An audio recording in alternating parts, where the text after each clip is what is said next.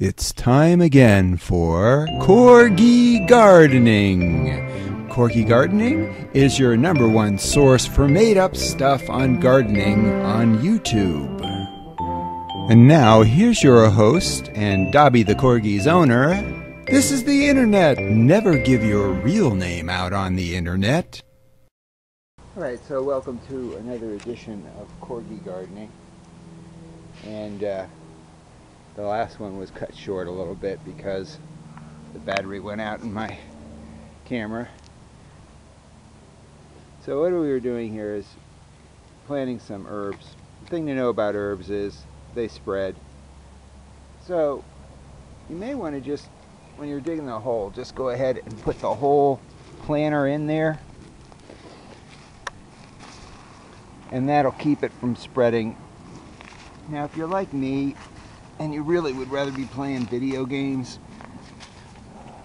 what I've done here is this plant over here I set up without any sort of planter in there, so it's going to spread like wildfire and overtake this plant right here. It's kind of like putting a level 99 mage against a level 1 cleric in a Dungeon and Dragon game. So there, you know, I mean, if you're not really into being outside, you can always make up your fun. Now, I want to show you something over here just to prove to you all that you don't have to have a green thumb to garden.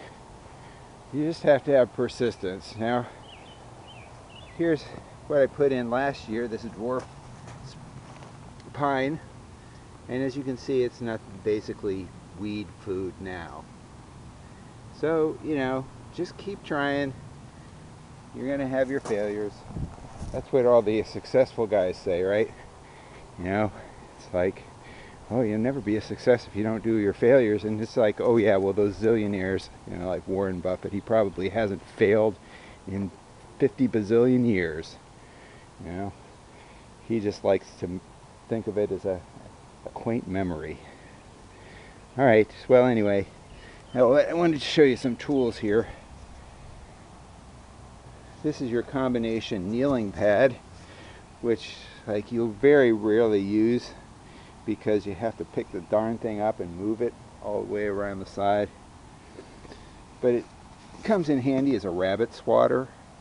You know, you can go, your neighbors will love watching you chase rabbits around it and trying to swat them. It's really pretty funny. Okay, so there we have yet another plant in the garden, and stay tuned for the next edition of Corgi Gardening.